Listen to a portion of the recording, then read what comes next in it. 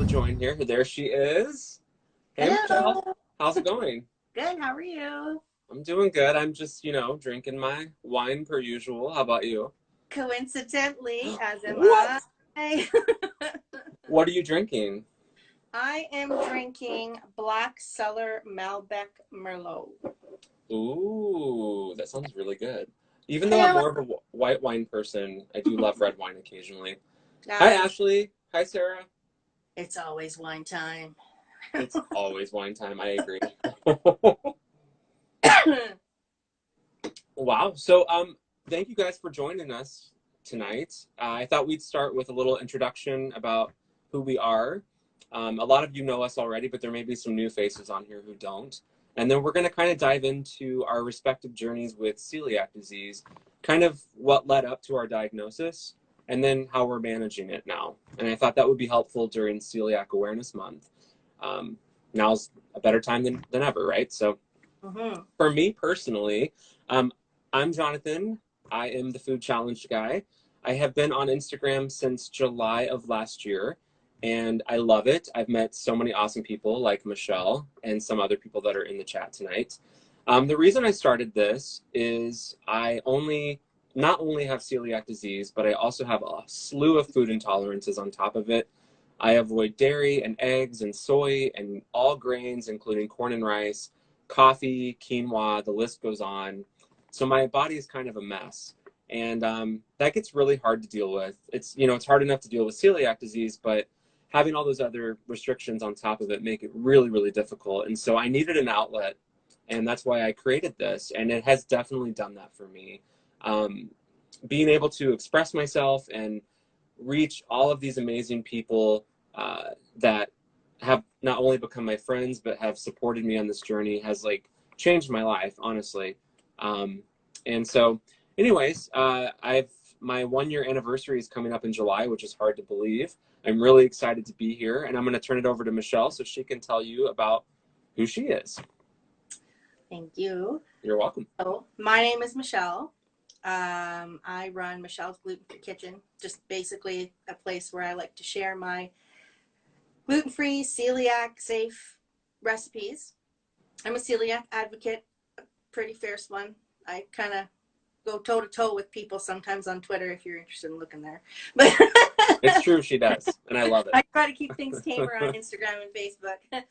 But this May, actually this month, I don't remember the date, but this will be 4 years since my diagnosis. And that I don't have as many food issues as Jonathan. I do have IBS as well, which is kind of a challenge sometimes, and a few other issues here and there. But for the most part, my thing is celiac disease, and I just really love the community. They really just embraced me when I came on here, and it's been a joy to meet so many wonderful people. So, yeah. Yeah, definitely. Yeah. We both echo that sentiment for Yes, sure. absolutely. Yeah. So I guess I'll start with my journey, and then we'll go into Michelle's journey. And our journeys are both different. And I thought this was a great way to highlight how different celiac disease is for everybody. Um, I mean, no one's journey is alike. There may be some similarities, but symptoms can be different. Your journey to get diagnosed can be different. And so I think this is a good opportunity during Celiac Awareness Month for us to talk about that. So for me personally, up until 2012, I actually didn't have any issues with food whatsoever. I could eat whatever I wanted. I took it for granted because obviously that's changed. Um, but I didn't really have any health issues, and I was drinking beer and going to Olive Garden and getting bottomless breadsticks and eating brownies and cookies and all kinds of stuff, and had no issues. And so what happened to me is I developed a parasite called Giardia, which is the worst parasite ever. I would not wish it on my worst enemy. I got it when I was hiking with some friends, and we decided to go swimming in a lake. And I must have swallowed some of the lake water and got the parasite. And it's pretty debilitating, and it's really hard to get rid of. So I took a ton of antibiotics to kill it. And I think the combination of the antibiotics and the parasite is what triggered my celiac gene from off to on. Because after I finished the antibiotic treatment, I never felt the same again. And I think that really was a wake up call for me, to be honest. And so what was really scary is that I didn't know what was wrong with me for several years. So it wasn't until 2 years later that I was actually diagnosed. But I just remember my body felt like it was falling apart. Um, Emotionally, I was experiencing a lot of anxiety, really deep bouts of depression. And even though I had struggled with mental health prior to this, it was different this time. And I just didn't feel like myself. And I was having just random issues, like my hair was getting thinner. I mean, clearly that didn't stop. Um, but I had balance issues, like with my balance. I was randomly, I would be nauseous, or I would have like stomach aches. Um, I mean, just I can't even name all cramps, like muscle cramps, muscle weakness, all kinds of symptoms. And so I went to the doctor, and no doctor could help me. I mean, I was coming to them with all these different symptoms, and they were trying to make them fit into a box, and they couldn't do it. And that's part of why celiac is so hard to diagnose, is because everyone has different symptoms. And it just got increasingly scary for me. And I was still living in Seattle. And because I was increasingly feeling so bad, I finally decided to move back home to Indiana, where I am now, so I could be with my family, because I just needed to figure out what was wrong with me. And I didn't know what celiac disease was. I honestly had never heard of it. And if I had, it was in one ear and out the other, because it wasn't relevant to me at the time. I knew what gluten-free was, but I really didn't know what gluten was. So that wasn't even on my radar. And when you're desperate, like I was, for answers, if doctors can't give them to you, you really do go on the internet, and you Google your symptoms. And I know people say that that's like the quickest way to convince yourself that you're dying. Yeah. Google Which, says you have cancer. yeah, yeah. So Right I away. think there's definitely some truth to that. But, in my case, I'm glad that I did, because that's what finally got me to look more closely at celiac disease, because I started to realize, well, maybe this is what it is. And I just remember thinking, like, whenever I would drink Bud Light, which I used to drink all the time, I would get really bad acid reflux almost immediately after drinking it. And I had never experienced that prior to the parasite. So um, that made sense to me. I was like, well, if I don't have celiac disease, then maybe this is, non-celiac gluten sensitivity, or some kind of a gluten intolerance, and I really need to figure this out. So I finally just demanded with my doctor, I was like, I want to do a blood test, an antibody blood test. And they did it on me, and it actually came back negative. And this can happen, and this is a good testament to that, because you can have what's called a false negative blood test result, I should say, where you know it'll tell you that you don't have it, but you actually do have it. So if you ever get a blood test done because you think you have celiac disease and it is false, that may be accurate, but if you feel it's not, then do what I did and demand to do an endoscopy with a biopsy.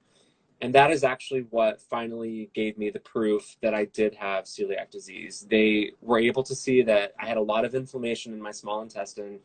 The villi, which are the hair-like projections that line your intestine that absorb nutrients, were starting to flatten. So they were able to give me actual evidence that I had celiac disease.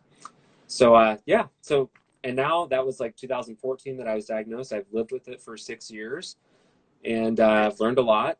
And so now I'm going to turn it over to Michelle to have you guys hear about her journey. It's a long journey, so I'll try to condense it. I know. I was trying to do it too. It's hard. You Yeah, got it's this.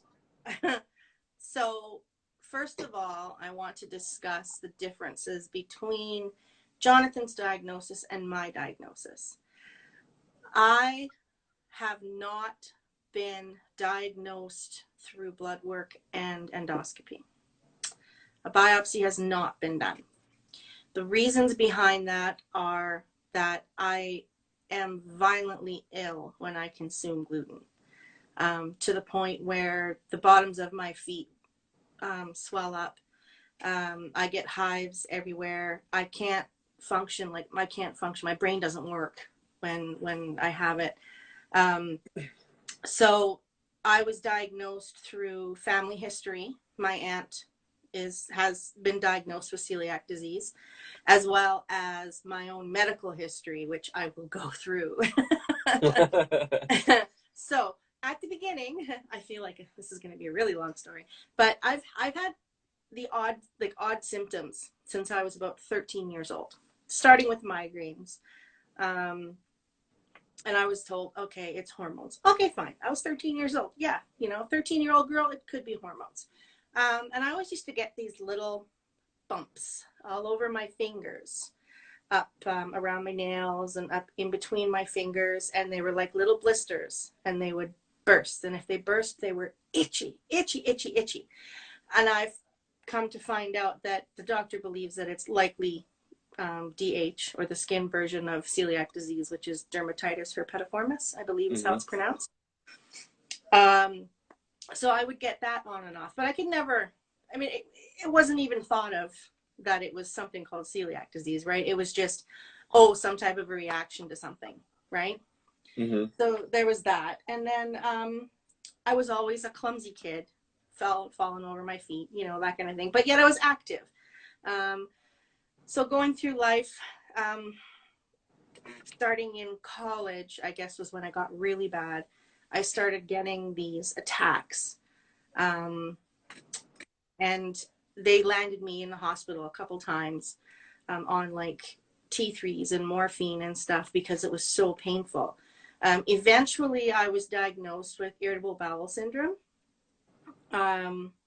which my understanding is a lot of celiac people suffer from as well. Not everybody, but it's something that could possibly show celiac disease. So I went through with that, and then I was told that my fertility was screwed. I had PCOS, so polycystic ovarian syndrome, and was told I couldn't have children. So I was like, okay, whatever. I wasn't interested in having kids back then. So all of these little medical things were slowly adding up in my mind, and I'm thinking, man, am I screwed up, right? Boy, my body hates me.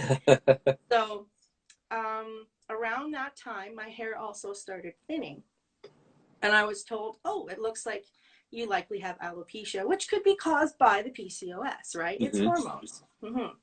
So it's like, okay, one more thing, fine, whatever. So then I got married, and we started to try for a child, and being told that I couldn't have one, I didn't think it was going to happen. But 3.5 years went by, and we finally got pregnant. So the whole infertility issue really plays into the celiac disease. So one more thing to add. Didn't know what I was adding up to, though. I knew I was just adding these symptoms to something, all these things that kept screwing up in my body.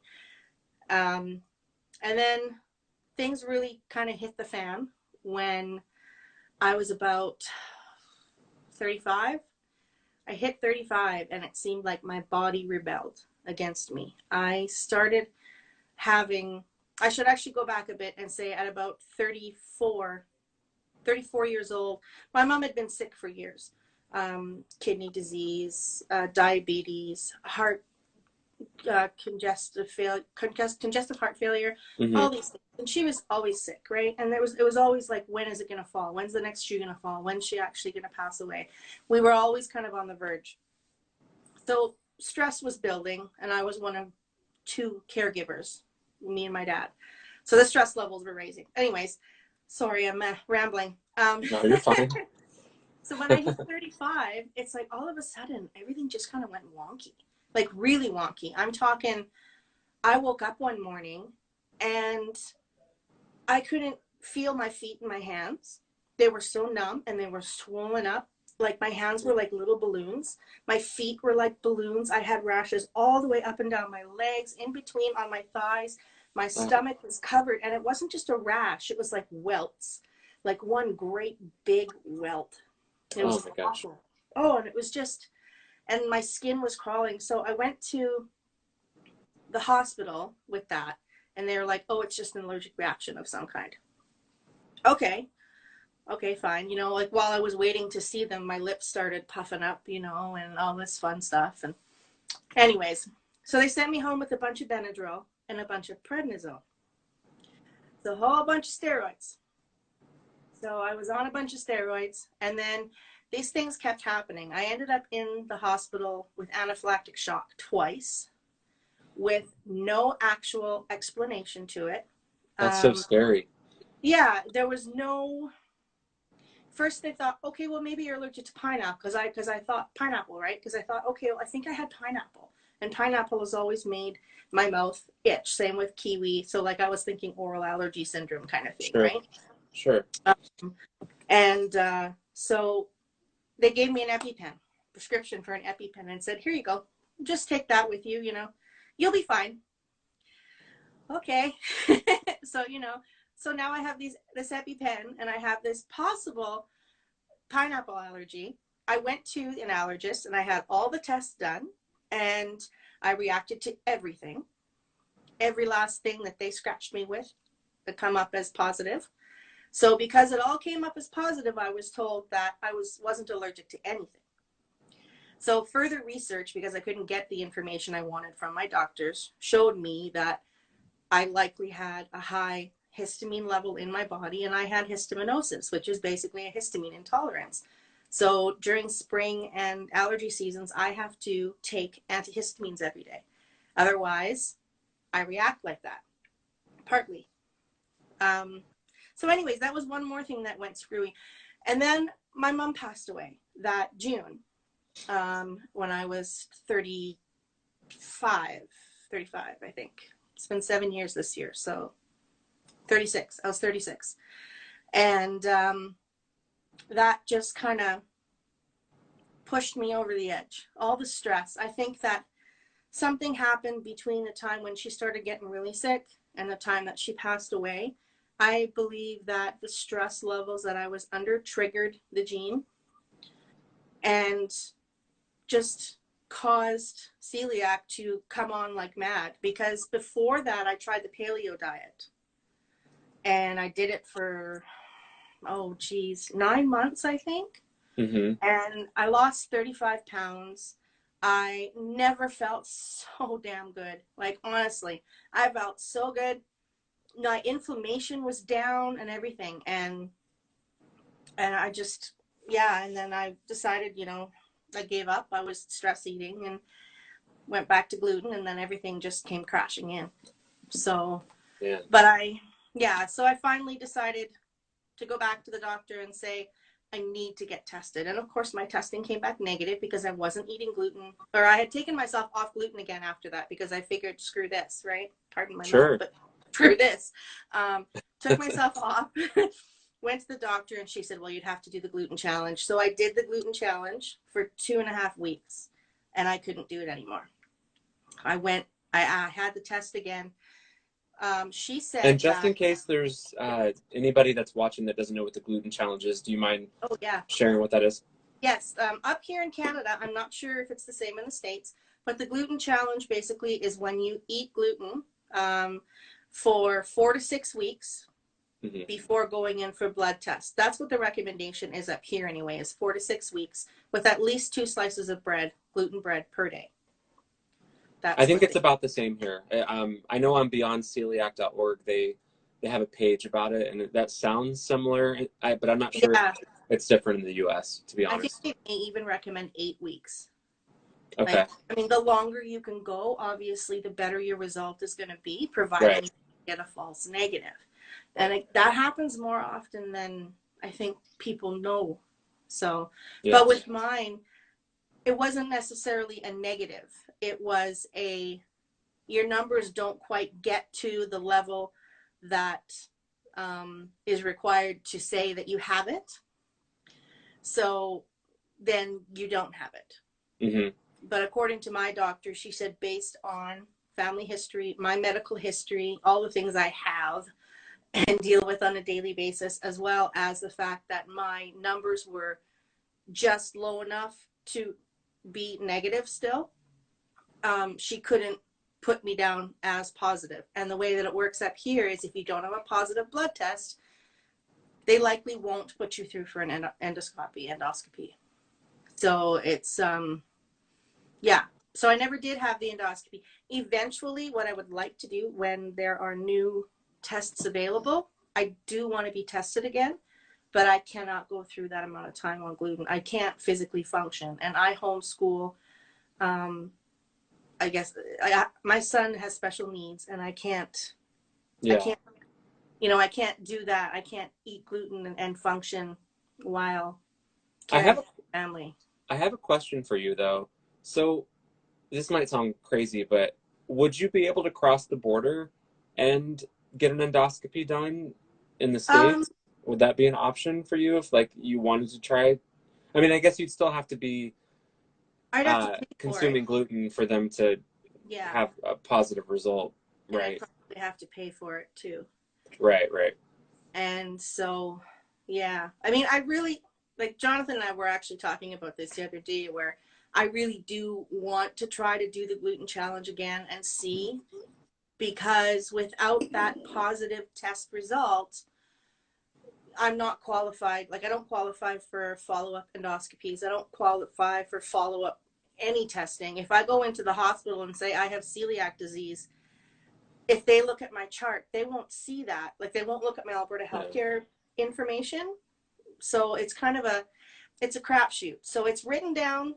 My pharmacy has me down as celiac so that they can monitor my medications for gluten. Which I have to say they do that up here. Hello. um, but yeah, so it's convoluted story, a lot of history. So I say I am celiac disease. I have celiac disease. My doctor says I have celiac disease, but because of the rules, I can't be listed as that on my actual health I feel services. for you. I really do. I mean, I'm trying to put myself in your shoes. I can't even imagine doing a gluten challenge because when I've gotten gluten in the 4 or 5 times in the last 6 years, it's been awful. I mean, it's been terrible, and that was just probably like a small amount, like where I went to a restaurant and it was just who knows, like a crumb or something that made me react. So like purposely eating gluten and just feeling miserable just to get a diagnosis, that would be very, very tough. So I feel for you. Yeah, it's awful. And Margaret was just saying, so hoping that research gets better and we can have a definitive test that doesn't require a gluten ingestion. Yes, yeah, Yes. Amen. that would be absolutely lovely. And actually, the Canadian Celiac Association just had their conference the other day. If anybody's missed it, you can actually watch it on their Facebook page. They still have it up. But Dr.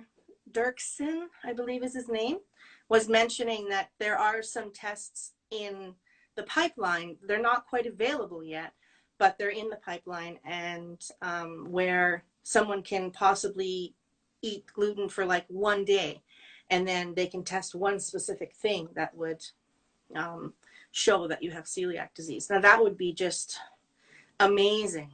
Just Yeah, amazing. that would be incredible. That would change the game entirely. It would, and I think more people will be willing to get tested, and we'd get a really true picture of how many people celiac disease really does affect. So, Yeah, because and that's why we're doing this Celiac Awareness mhm, Month. I mean, even if anybody tunes in tonight and we can help spread that message, that means absolutely. we've done something. And if I can say anything to anybody, eat the darn gluten until you get your test, because if you stop and you go back and try to eat it again, excuse me, it is awful. It's just the most awful, awful thing you have to go through, and it's so hard on the body, and Yeah. it's so hard to recuperate from also. Like, each time I get gluten, thankfully it hasn't happened often, but each time I get gluten, it takes that much longer to recover from it. Yeah. It's I can awful. I can speak to that. I mean, I remember in the early days when you get diagnosed, and I think everyone is probably the same.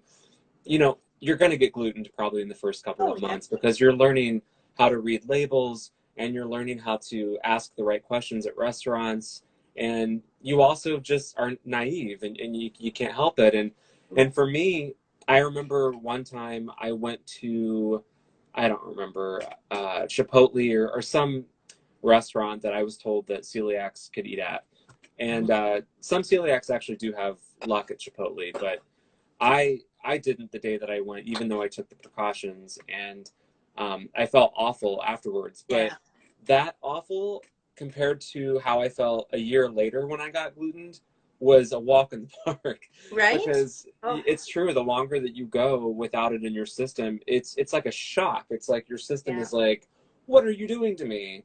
Yeah. And it's the worst. I absolutely hate it. And thankfully, with time, you just get, more used to it, and you know how to avoid it more easily, so it doesn't happen as often. But it Yeah, still happens. It can happen to it anybody. does. Absolutely. And it's like one thing I know now, it's kind of like with my IBS, for instance, before when I used to have the reactions, I was more scared than than in pain because I didn't know what it was.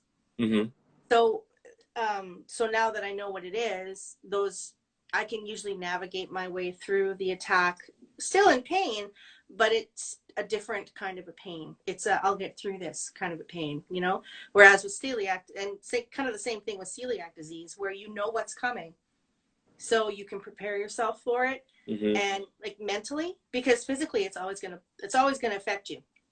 Like Sunnyside of Celiac just said, like you got hit by a bus. Yes, or a rocket ship, Or a Lucy. rocket ship. So it's like, but at least now you know what to expect. So you can Right. prepare for it mentally. And I find that if you're prepared mentally, physically is easier. I That's agree. for me anyway. That's what I think. But it's just, yeah, it's not a good feeling.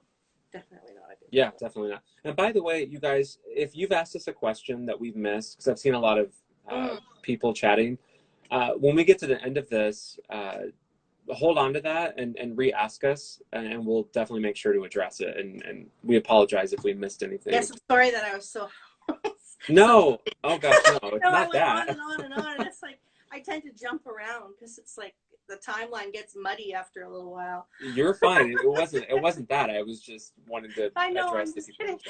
the chat. Okay. No, Um, so I no. thought now we could kind of talk about how we're managing Yes. celiac disease now, since we've kind of walked through the journey to our respective diagnoses. So I'll start and then I'll Mm, pass it over to you. But so for me, as you guys may have picked up on from my page, the emotional side, the psychological side, the social side of celiac, to me, is the hardest part. Obviously, giving up foods that you love is hard, but it's the social situations that you have to learn how to navigate, the psychological things that you deal with, that regular people that don't have to deal with that would never understand. Those are the parts, the sides of this disease that have been the hardest for me. And so I've just learned that feeling your feelings and allowing yourself to feel your feelings is so important. Like, do not run away from your anger, from your sadness, whatever it is that you're feeling. Allow yourself to feel it, even though it may suck to feel that, just so you can get it out and process all of this. Because when I was diagnosed, not only did I have celiac, as I mentioned earlier, but I had all these other food intolerances that were popping up. And so it was super overwhelming because I already wasn't a good cook before this. And having to learn how to cook while substituting all these different, ingredients, and then just dealing with just the overwhelm of everything was a lot. It was way too much, and it's mm. probably why my love for wine started around that time, because it was one of It's the only gluten things that free. It's the do only thing you what. can. It's gluten No, free, yeah. it's the only thing you can drink. So hey, Yay. sorry. Yeah. So, anyways, in the beginning, I was ashamed of a lot of my emotions. I really was. I was ashamed when I would get angry, because I would think, oh, well, there's so many people out there that are going through worse things than I am. This is just nothing compared to that. Or I would just beat myself up for getting sad. Like, I don't know why I did that, but I did. And that just makes it worse. It really does. I've learned that, it's normal to feel envious when you can't eat something that someone else can eat. It's normal to feel angry that your body has betrayed you and that you have to give up who you were and how you identified with yourself in the past. You know, like for me, I used to love going to different restaurants. I was a foodie, and so I loved spontaneously just hitting the town and going to whatever restaurant tickled my fancy. And to have that taken away from me, to not be able to drink beers and go to beer festivals and all these things that I used to identify as part of my personality was just too much to bear. And so just know that it does get easier, Mm-hmm. but you have to allow yourself to feel those feelings and get a support system. Find other people, even if it's just online. Like Michelle, I met Michelle, and she's helped me so much because she gets it. She knows what it's like to live with celiac disease. And so that's my advice as far as for me. And I'll turn it over to her, and she can tell you guys how she's been managing her celiac. I cook. Cook, yeah. I cook. I cook. I actually, because I went paleo before the diagnosis, I had been dabbling in gluten-free cooking already. So I don't want to say that I found the transition easy because I didn't. But I think that already having experienced cooking, my cat is on my desk. Oh, Sorry. that's okay. There goes her tail. And Shannon, you're right. It does get easier, but some things Yes, do still sting. Yes. absolutely. But yeah, so because I had already dabbled in recipe creating and making food that was gluten free, the cooking part of it was easier for me. The transition was easier there. But when I was eating paleo or cooking paleo, I could still go out and eat whatever I wanted, right? I wasn't restricted by the diagnosis because I didn't have the diagnosis. So I would just think, oh, I'll feel crap for a couple of days. I'll be fine, you know. And we've been to Disneyland twice with my mother-in-law. I like my mother-in-law. I just want to put that out there. Shout out to your mother-in-law. Yes, love her to death. But we went to Disneyland with them twice. And the first time I wasn't on a gluten-free journey, but the second time, I believe I had started dabbling with it. So I was still able to eat whatever I wanted, really. Mm-hmm. But so that part of it, like Jonathan was saying, the social aspect of it, the being a foodie, you know, and eating wherever you wanted and experiencing whatever you wanted on that menu. And I miss that. I miss the going out for dinner with friends, sharing an appetizer or a few appetizers, you know, sharing a pitcher of beer. Because I loved my beer. Loved my beer. It says Emax. No, backwards. Emax. But yeah, so that to me, I think the biggest issue is the social aspect. The food, I don't know. I've always loved cooking. So for me, it's actually been interesting. I really enjoy cooking gluten-free food. I enjoy Mm-hmm. cooking gluten-free food for other people who don't eat gluten-free. And I love saying, ha, you're eating gluten-free food. You know, so, but it gets so much better. And the products now Yeah. are better too. Oh my You know, gosh. yeah, and not that I'm saying you should be eating a bunch of the processed food because I mean, let's face it, oh, there's the other one. Uh, Processed food isn't good for anybody, regardless of whether you're gluten free or not. Too much of it, right? Right. You don't want to live on that if you don't have to. But sorry, they're fighting. Oh, that's okay. Are they hissing? Anyways, but yeah. Oh, okay. So I just sorry. That's okay. They just It's live. It's they live. killed my I train mean, of things thought. happen. But anyway, no, I mean the way that Uh-uh. the way that things are now, I mean, I'm healthier, I'm happier. There is still being gluten free, having celiac disease affects me emotionally and mentally. It does. I'm not going to lie there.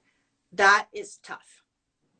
That I think is the worst part for me because it affects me in a way where I get depressed easier, I get anxiety easier. Mm-hmm. And a lot of that has to do with the fact that I can't be with my friends at a restaurant or I can't eat with my family. We don't have family dinners anymore unless they come here, right? Because they can't cook dinner. So, you know, like it's just, it gets better. It really does. You just have to get used to it, and it's a Yeah. new normal. It's a new Yeah, normal. that's a good way to put it. It really is. I mean, Yeah. and you do kind of have to mourn your Yeah. previous life because you're never going to go back to it unless there's a cure someday. But Right. until then, you know, you just kind of have to find new things that you love Mm-hmm. to replace the ones that you used to, and that's how that goes. I think that's what saved me actually, is going through like old family recipes or old recipes that I used to be known for, like my banana bread, my Hmm. lemon loaves. Those are all things that people used to love buying from me. Well, now I make them gluten free, and they're just as good, if not better, than Yeah, they used, your pictures, I don't right? know if there's people that are on here that don't follow Michelle, but her page will make your mouth water. Like she is constantly putting recipes out there with these amazing pictures to back them up. And I'm jealous because I can't eat them, and I'm also not a great cook. But I should try some of her recipes myself sometime. Yes, yes, you should. And one day come and eat them in person. Yeah. I will make you allergen free foods. Well, when this virus is over, I'm making Yeah. it my mission to end up at your house someday. Okay. Deal. So for Okay. those of you guys that are here, if you have any questions, please go ahead and ask. We're totally open to stay on here for a little while longer. We've got our wine, so we're not going anywhere. Nope. Um, I'm just but refilling. yep. Well, this is all I have left, so I'm kind of nursing this. But I feel bad. I see that Maeve says that hits right in the feels, mourning a previous life. So, so Yeah. true. Yeah, I wish it didn't ring so true, but you know, it is. And like Michelle said, um, you know, when I used to look at the menu, it was something I took for granted that I could just order anything on it. Yeah. You know, like, do I want lasagna? Do I want stir fry? Do I want biscuits and gravy? The world was our oyster, and we could Mhm. really just, unless we had a, you know, prior food allergy or intolerance, um, and to have that taken away from you, that spontaneity and the variety Mhm. is really tough, man. No matter who you are, I see some people on, well, I won't name names. I don't want to get catty, but I have seen some people almost shame others for bringing that up, like acknowledging that you're giving up a previous life essentially. And I don't do that. I don't think that's authentic. I think, you know, we should acknowledge that a big shift has happened in our Yeah. lives, I'm not and gonna sit and be fake. yeah. Hi, Taylor. Oh, I Taylor, see. I see a question here from yes. Rachel Loves Wade. I'll let Michelle. I'll let you answer that first. Do either of you have favorite brands or products that are helpful when you travel? Mm. Um, if I the last time I took a trip, I went to Ottawa a couple years ago, and I mean, I went for like, I mean, I got some bars, some naked bars. I brought those with me in my carry-on, and um, Snyder's pretzels. I love the Chex cereals. They're so good. Oh my God, they So, really are. yeah. So what I did when we traveled is we got a suite with a kitchen, or kitchenette, I should say. It was like a microwave and a fridge, basically. And so I filled the top drawer of my dresser with all kinds of gluten-free food. So I had like Chex cereal. I had some almond milk in the fridge. Um, I love the PC free from lunch meats. It's a President's Choice. I don't believe you guys have them in the States, but they're great meats. They're antibiotic free, like they're everything free. They're really good. Yum. And Promise bread. I love Promise bread. That's no surprise. I love their sourdoughs. What else is on my Knick-Knick?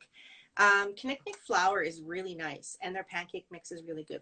But my favorite all-time brand, I have to say, is Kirken for mixes.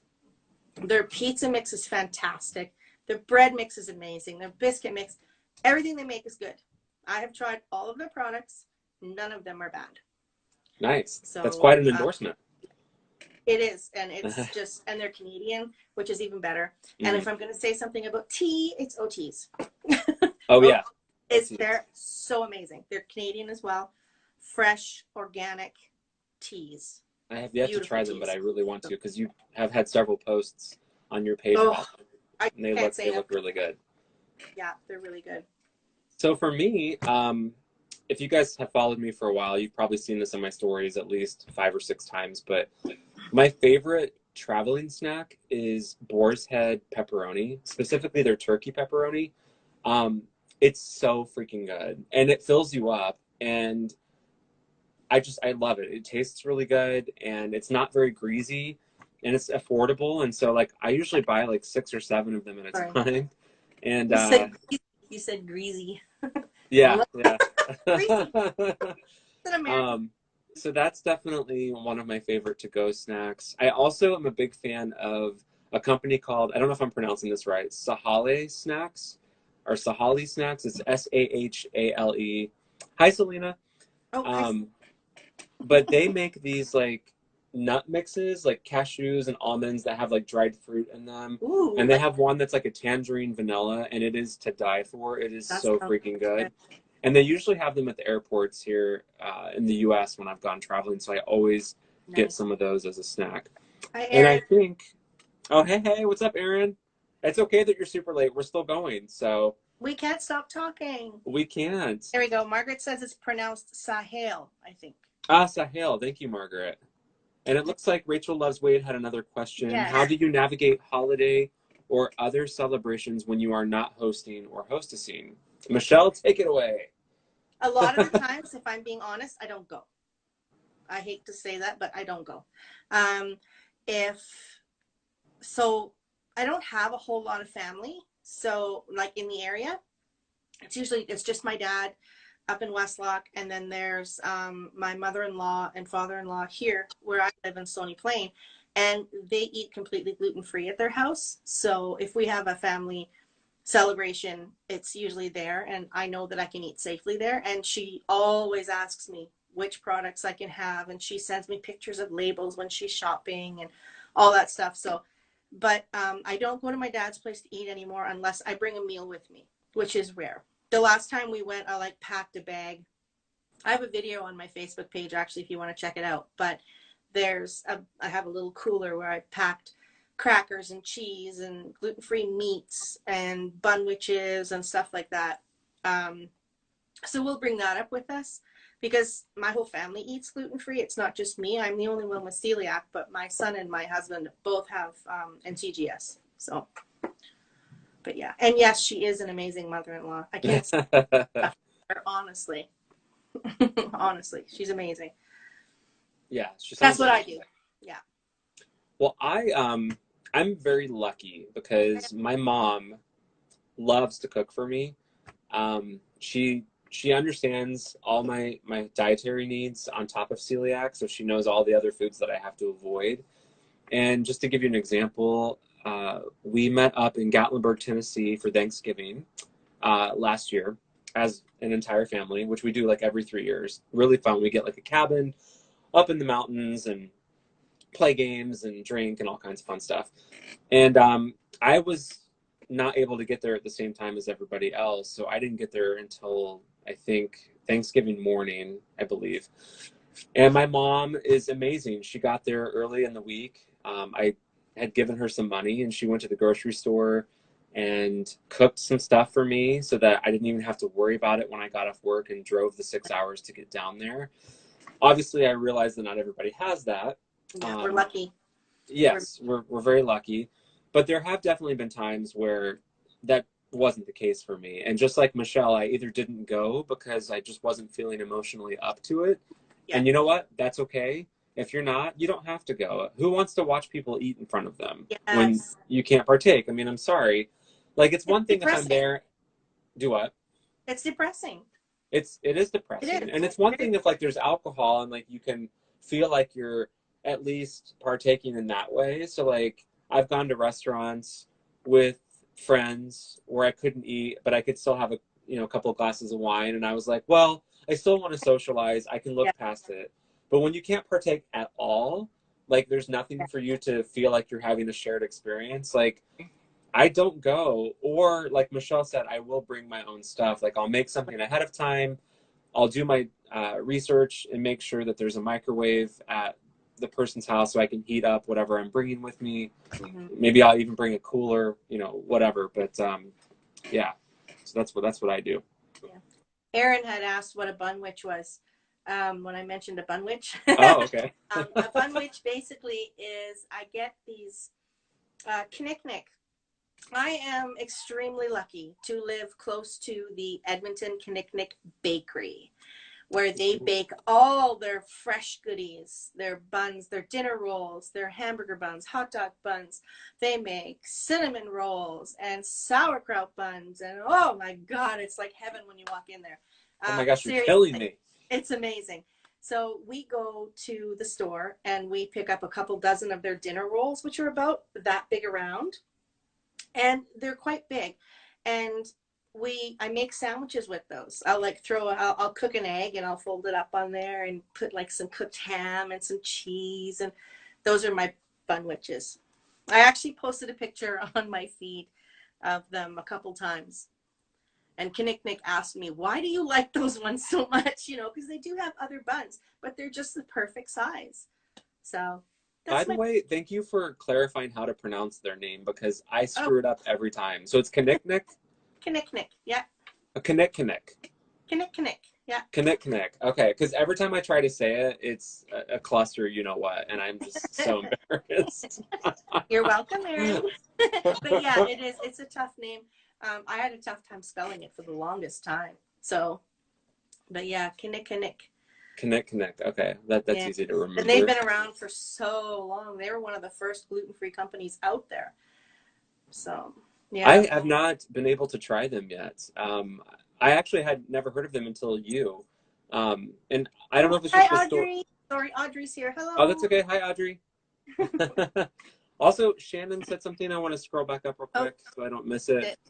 Whenever I have to add something to my no list, my mom gets right on it, but I bring a cooler elsewhere. Yeah, good call.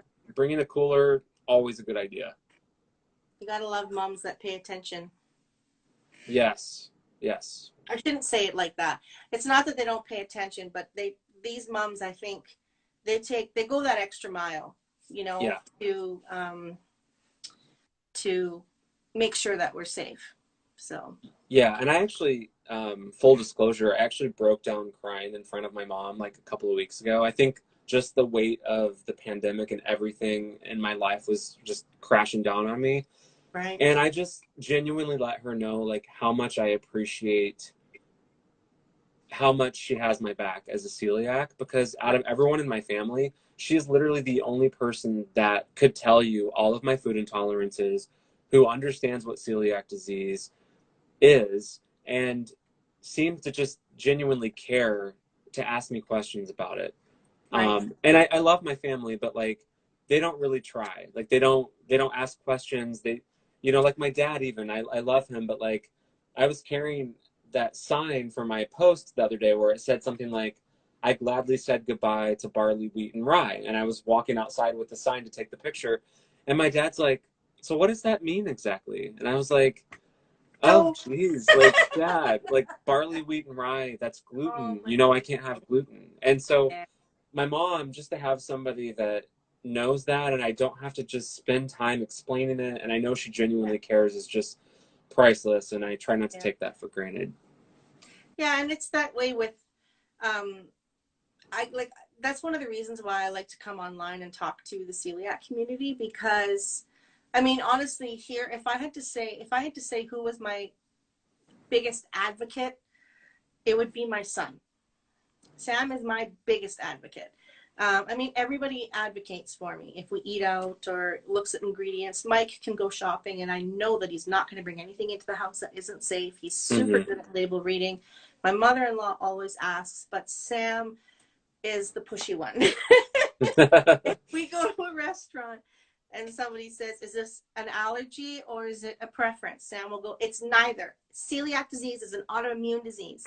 And He's he awesome. just so it's really cute, but it's really important to have those people in our lives who will go to bat for us, even though most of us can do it ourselves. It's tough sometimes. Yeah. It's tough to speak up and say, no, I need this for me. This Yep. is what I need. It's really hard for that, right? It's hard to get that sometimes.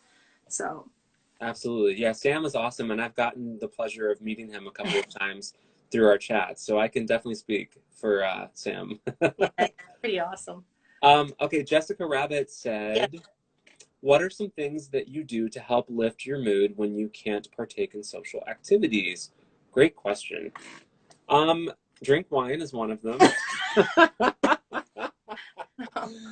Honestly, it's um, funny though. It's funny. He laughs, but I know it's awful. I'm not, nobody, I don't think that either of us are advocating drinking or whatever. right. But for me, I have severe social anxiety. I really do. So doing these lives is like, I'm doing good. So to have a glass of wine, it lowers my inhibitions enough that I can stick up for myself and I can advocate for myself and I can say, you know what, it helps me get through that social situation Yeah.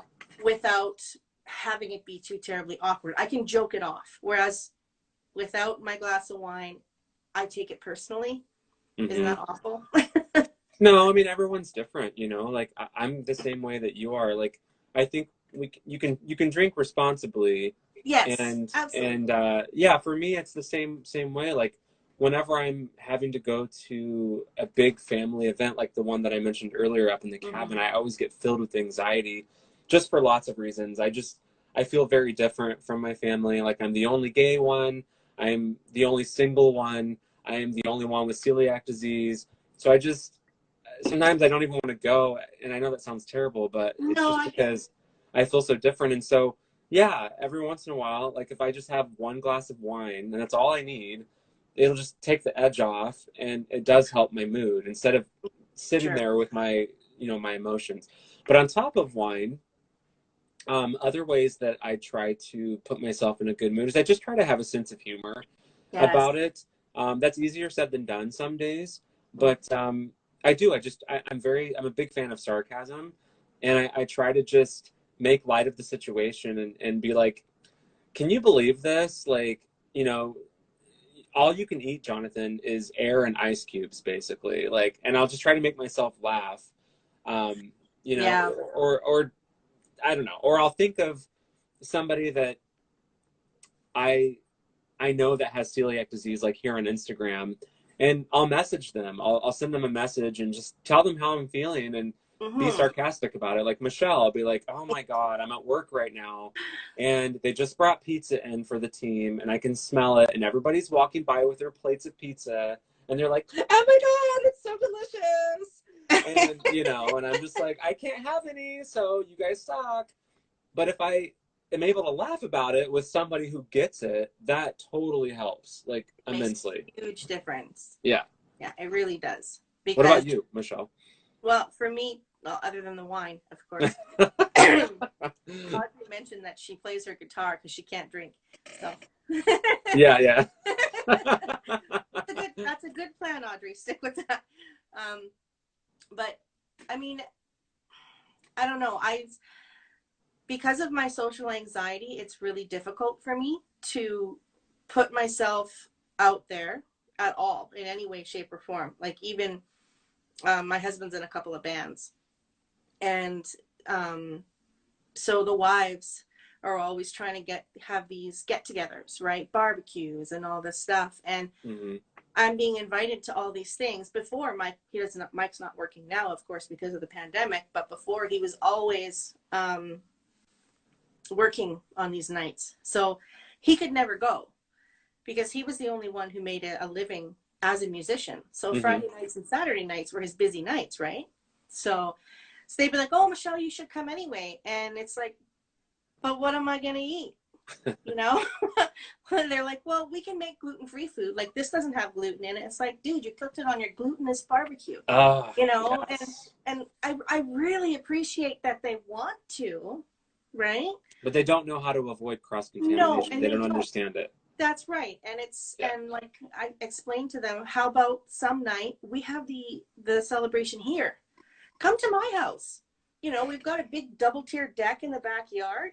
let's barbecue here. Let's eat the food I make because then I Yeah. know I can eat it, right? So in social situations like that, I try to kind of turn the tables so that I can be in a situation where I'm more comfortable. So if I can bring people to me rather than go to them, that's how, that's one way I deal with it. Mhm.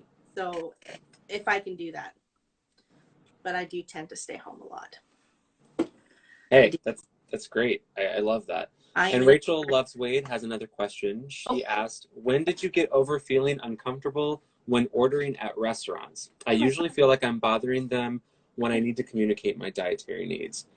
Oh, that's That a tough that one. can take a while. I Yeah. think Michelle would agree with that. Yeah, that's a hard one.